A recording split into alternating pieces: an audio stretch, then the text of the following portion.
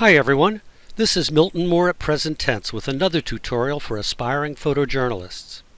In this tutorial, I'll be sharing some tips on how to cover a news event, a marathon, a county fair, an election, you name it. Covering a news event is different from, say, taking nice landscapes. Event coverage occurs in real time, so you have to be prepared. There's no second chances. Reporters get to make follow-up calls for info they might have missed, but photographers get no follow-up photos. So we'll think about safe shots in addition to more adventuresome shots.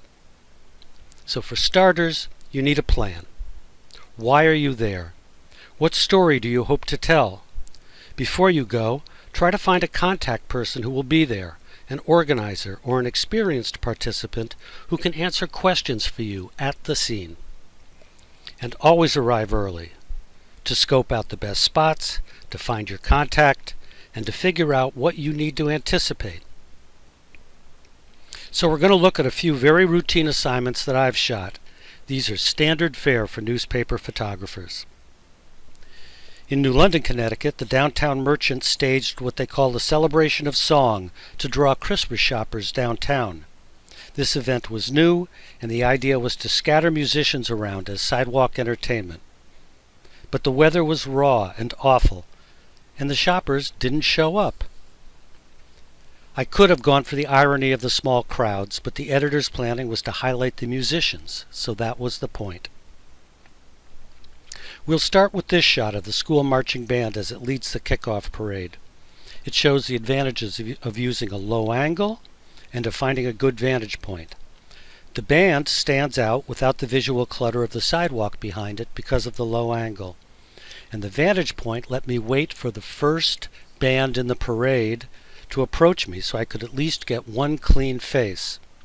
I was lucky that the flutist looked right at this moment, showing the whites of her eyes and adding some animation to the group. Right after the bands came the dog parade, another low turnout. But often getting right in the middle of things can make it more visually interesting, so I jumped in the mix to get everybody coming right at me. I tried to get in front of the guy with the sneakers and the derby because he seemed like fun. Walking backwards is a good reason to dress for an event. If it's a black tie gala, wear nice dressy business clothes to show some respect for the presenters. If it's a parade, wear running shoes and keep moving. Later, about 20 school kids sang carols on a small riser under a tent awning. As you can see from the shadows behind them, the low December sun cast a nasty, hard light, and 2/3 of the kids were in deep shadow. So the idea of an overall shot was a non-starter here. I switched to a 300mm telephoto and focused on these two as they were spotting family among the spectators. The hard light and the telephoto compression make this a pretty two-dimensional image, but you can't change the event. This photo is actually used as the lead in the package because, hey, everyone likes cute kids. The best opportunity to get a close-up with a musician came in an atrium, where there were sidewalk vendors and a bit more foot traffic. Here, it was warm enough for the violinist to actually play, so I sidled up next to him. The depth of focus worked pretty well, shooting at f3.2. He was sharp and the background softened just a bit while showing the decorations and the people walking with their shopping bags. This was the closest thing to a scene setter I could get. The Connecticut College a cappella group sang for passers-by as the day gets later and colder.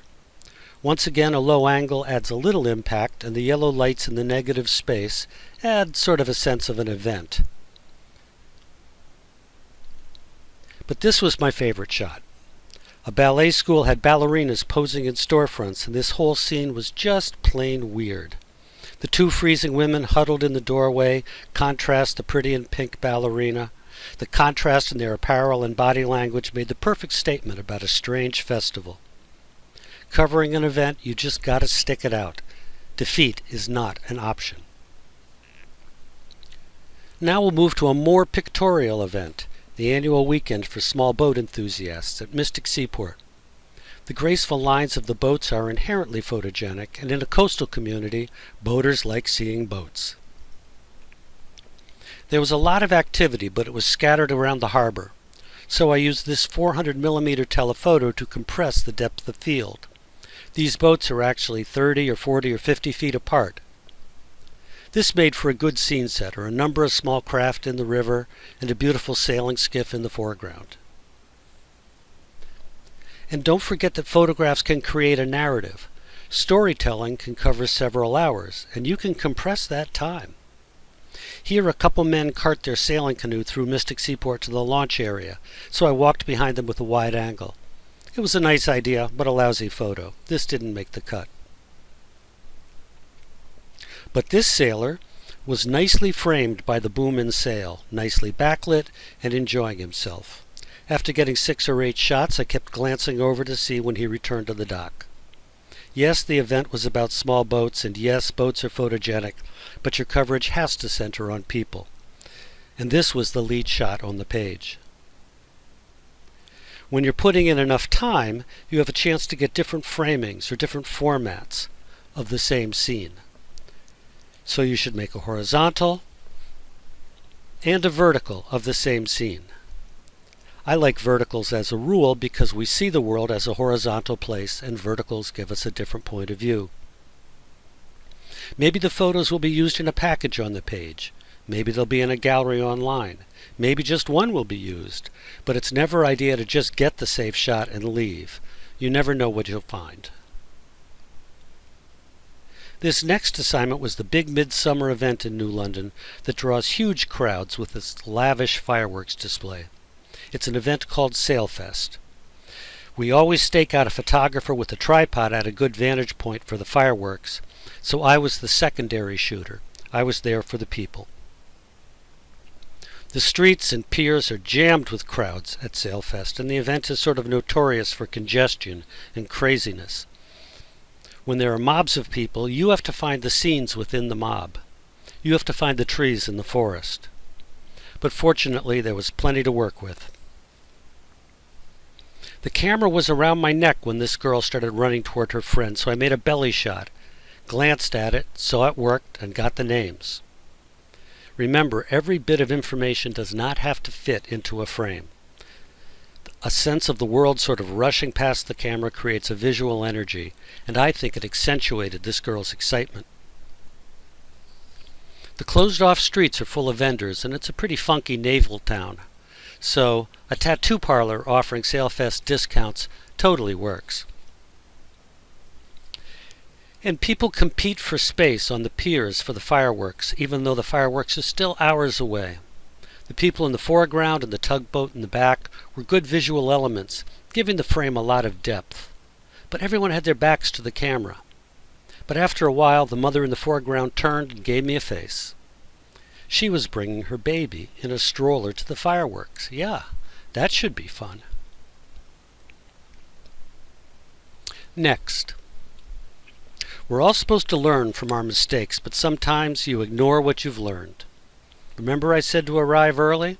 Well, this outdoor opera competition, I arrived late. I'd covered it before, and I was too nonchalant in showing up. When I arrived, there were a couple thousand people there, but they were already seated and intensely backlit, like sardines cooking in the sun. So this shot was the closest thing to a scene setter I could get. So I moved to the front of the stage and went for the safe shot. A soprano with her projected image behind her, a bit of a cliché nowadays, but it has sort of an operatic feel to it. This was the safe shot, the one with the predictable outcome, and in fact, this is the one that was used. But the same shot again? This is the event organizer, something of a local celebrity named Eva Frankie. A shot of her is usually a must, but it's the same angle and same spot as the soprano shot, and that's just no good. But the year before, I'd arrived on time and I was able to get backstage to shoot the goings-on, and I was able to shoot her in a better lit, more natural, more candid setting. When you're early, you get a lot of advantages. Getting there on time also lets you wander and explore a little bit, and you just might find the security guy eating ice cream next to a flute-playing statue. So that's sort of big event coverage, but there's another thought here. You always have to remember the future. Annual events get advance coverage every year. When you go to an event like this, an annual farm day where they break out the big percher on horses, there's always a chance to get a good file shot. I framed this one to be a magazine cover, and I can sort of see the nameplate on the magazine up there at the top in my mind's eye. And it's the same with sports. We tend to do quick edits when we're editing a game, get the action shot and get out. But you never know. When the team waved to family and friends in the stands, this made a better shot than any posed team portrait. It may be useful at season's end. The key is to caption and save your filers where you can find them again. And of course, you have to remember what you got. So let me leave you with these ideas about covering an event. Get there early and be sure you know what's going to happen and where it's going to happen. Have a plan. You're there for a reason. But stay flexible and go what's presented to you. Keep moving. If it's a big event like a fair or a festival, there's always another shot right around the bend. Change focal lengths often. When you switch from wide angle to telephoto, you see new options. Find people who stand out from the crowd visually. A photo of chaos is chaotic, so find situations that are characteristic of the event without being swallowed up by it. And remember, any assignment that you return from with a good shot is a successful one. So, good luck and keep shooting. That's today's offering from Present Tense.